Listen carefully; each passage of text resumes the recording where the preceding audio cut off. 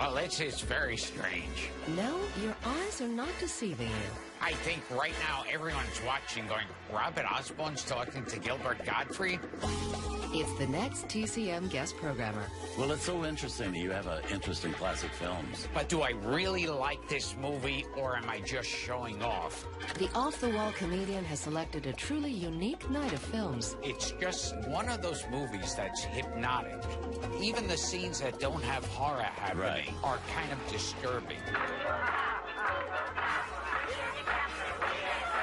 Weird and wonderful movies, co-hosted by a weird and wonderful guest. Coming up next. The TCM guest programmer, fascinating people and the movies that inspire them. Are you comfortable? I make a nice living. I shouldn't have led you into that one. Only on Turner Classic Movies. Step inside the TCM vault for a deeper look at Hollywood's golden age with rarely seen films from the 1930s. Universal Studios Home Entertainment presents Universal Rarities Films of the 1930s. Then, Sony Pictures Home Entertainment presents Carole Lombard in the 30s. And Sony Pictures offers the Columbia Pictures Pre-Code Collection. Each collection is available for one low price and is exclusive to the TCM Vault Collection. So order now at shop.tcm.com or by calling 1-888-9TCM-SHOP. Hi, I'm Robert Osborne, and welcome. Glad you could join us for a session with this month's TCM guest programmer. And you're in for a treat because my guest this month is a very talented, very funny man and actor who's often called a comedian's comedian, with credits that include Saturday Night Live, Hollywood Squares, and Disney's Aladdin. He's Gilbert Gottfried. Gilbert's not only a very funny guy, but he's also a huge movie fan. Welcome, Gilbert. Thank you. It's great being here. Good to have you here.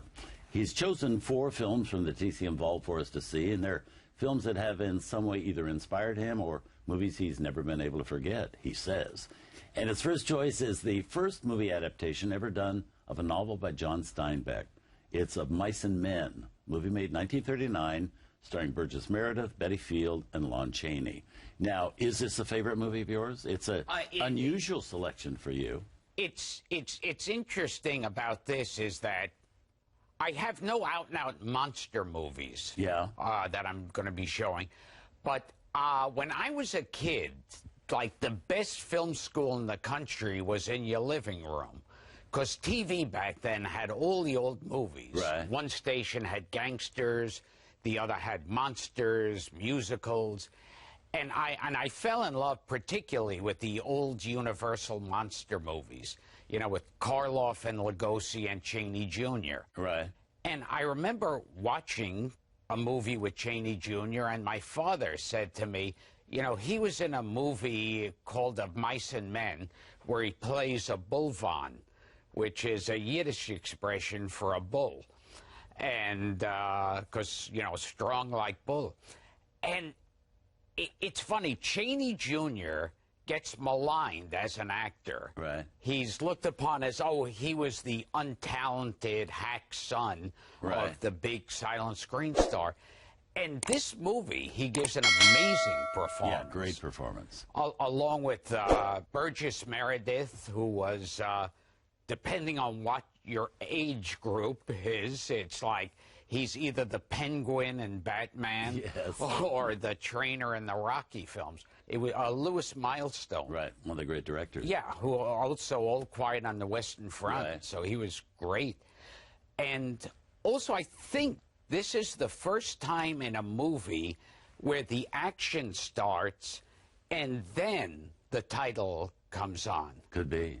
I think this is the earliest movie they did that with. Such a good movie, though, and it's, you know, it's interesting. It's one of the 10 movies that were nominated in 1939 for Best Picture, along with, you know, Gone with the Wind, Wizard of Oz, Wuthering Heights, all these Stagecoach. Yeah. But nobody ever mentions Of Mice and Men. Goodbye, Mr. Chips. Yeah. And Dark Victory. Yeah, Mr. Smith Goes to Washington. Right. Amazing. That's known as like the greatest year of movies. So you had to be pretty good to be in that list of 10. So that kind of is a recommendation for the film right there. Yeah, 1939 is considered the greatest year ever of movies. Well, I think it's an interesting pick for Gilbert Gottfried to be giving us, and I think we should look at it right now. Well, let's see the movie. Here it is, from 1939, also with Charles Bickford in the cast.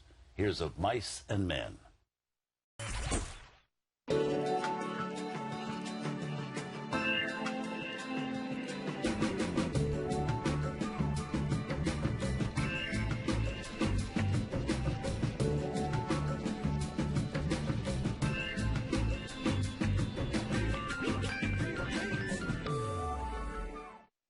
I'm Robert Osborne. We're in the midst of this month's visit with our TCM guest programmer, Gilbert Gottfried. He's a comedian with one of the most recognizable voices in show business. Welcome again, Gilbert. Yes, and tonight I'll be presenting Ernie Goes to Camp 3. A great movie, a great movie. So glad you picked it, yes.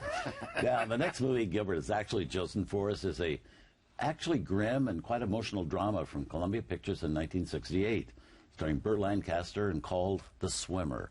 Now, this is really an unusual choice for you, from my standpoint. Why did you pick it? This was a movie I was just watching TV late at night years ago, and it's one of those, like, treats that you get. Like, this, I never heard of this before then, and it's one of those weird movies, those little movies that they used to make late 60s through the 70s that it seems like they forgot how to make nowadays. Right. And it would never make it to a theater nowadays. Right. It's based on a John Cheever story, and I never read the story. I'm just showing off by telling you who wrote it. And then it was adopted by Frank and Eleanor Perry for the screen. And it's about the American dream, basically, one of those movies. And Burt Lancaster plays a guy who just appears all of a sudden, and then he's looking, and he realizes that every one of his friends has a swimming pool. And he thinks that he can swim. It forms a river, all these pools, and he can literally swim home using all these pools, which already, that had me hooked. So unusual and so well done. Yeah, and it was a great score by Marvin Hamlish, who was like 24 at the time. Right. And I think this was his first movie score. Yeah. And you're right. Nobody would ever make this movie today. They'd never get a green light on it at all. Yeah, and if they made a movie like this nowadays, you'd look at it, and it would be so self-consciously strange and hip. You know, now they feel like, oh, well, hey, we're in on the weirdness of it. Now, I know there were a lot of other actors that were offered this project along the line by the Perrys. I think William Holden was one. There were several others. But I think Burt Lancaster is like the perfect guy for this movie. He seemed to fit it so well. It's funny, because a lot of critics criticized him. They thought he was too virile for the part and too handsome and too much of a leading man. I thought he was great in the part. I did too. Yeah. And they said there were other... Well, one critic said, you know, George C. Scott would have been better, but you'd rather look at Burt Lancaster in swim trunks. Yes, exactly. Scott. Well, he's so physical. He kind of fits that part. Yeah, well, let's have a look. You set it up very well. Here it is with the cast that also includes Janice Rule, Marge Champion, and Kim Hunter. Directed indeed by Frank Perry from 1968, The Swimmer.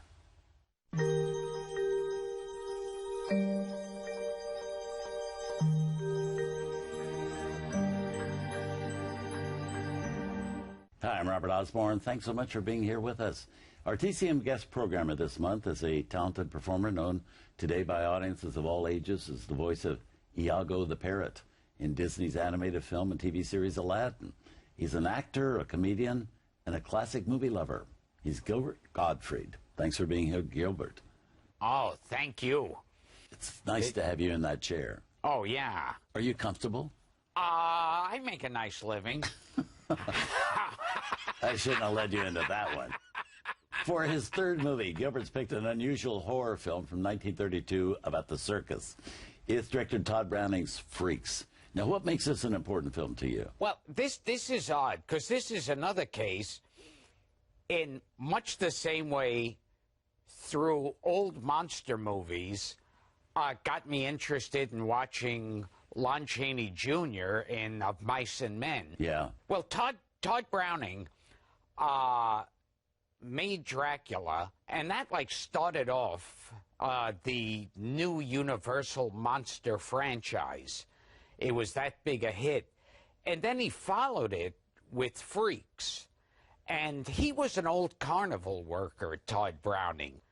And so this was a subject he knew about. And to me, is scarier than any of the old monster movies. Because he uses actual circus freaks, and people at the time were not prepared for it. And the critics and public hated it. They were horrified by it. It's interesting about the movie is that the freaks do come across, you know, yeah, there is a horror and disgust about them and fear, but there's also an affection for them that Todd Browning has, because he knows these people. I still find it a very frightening film when you watch it today, because the lighting, the shadows, the cinematography, the whole ambiance of the film is so kind of it's a creepy creepiness to it. Yeah. Even the scenes that don't have horror happening are kind of disturbing. Yeah. Power of the film again. What you can do on film. So let's have a look at the film. You've set it up very well. Here is the movie that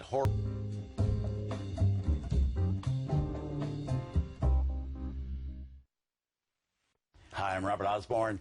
Tonight I've been talking movies with this month's TCM guest programmer, talented actor and comedian known for his very recognizable voice and his dozens of film and television appearances. He's Gilbert Gottfried. Welcome back, Gilbert. Oh, thank you. Good to have you here. Thank you. It's great being here. Up next, we have Gilbert's final selection for us tonight. It's from Paramount Pictures in 1974, a great movie directed by Francis Ford Coppola. The same year, he also directed The Godfather Part 2. This movie stars Gene Hackman, also with Harrison Ford in the cast. It's The Conversation. This movie's always amazed me because nobody really knows this movie, or movie fans and buffs do, but it's such a good movie, but it kind of got overshadowed by The Godfather Part 2. But why did you pick it? Well, this film was another one of those films that kind of hypnotized me. It's got, you know, the paranoia, and it came out around the same time as Watergate, oddly enough. And so people were seeing correlations between those two things. It's still certainly relevant today. Yes. And it's a great cast. Yeah. There's, like, in a small but important part is Robert Duvall. Yeah, with no billing. Yeah. Doesn't get billing. And Harrison, an impossibly young-looking Harrison Ford. Right. He looks like a kid. And he's great in it. And another great actor who's fascinating is John Cazale. And he died, I think, at 43. Right. And he only made 5 films. Right. But those films were The Conversation, Godfather 1 and 2, The Deer Hunter, and Dog Day Afternoon. Right. All Academy Award nominees. Right. Yeah, amazing. But I was in Problem Child 3, so there. Well, you've got a standard you set there. Yes. Yes. I was in Saved by the Bell, Wedding in Vegas, so don't you tell me about it. Well, I'm so glad you picked this movie because I think it's a movie that people should know and see. Yeah, It's going to be a great discovery for a lot of people because you picked it. And the music, also a great score, was done by David Shire, and who was married at the time to Talia Shire, Coppola's sister. Right. A family affair. Yeah. Yeah. Well, that's a whole other thing. That's another story, yes. Well, let's look at the movie. Here it is, from 1974, with, as we say, a stellar cast. It also includes Terry Garr and Cindy Williams. Here's The Conversation.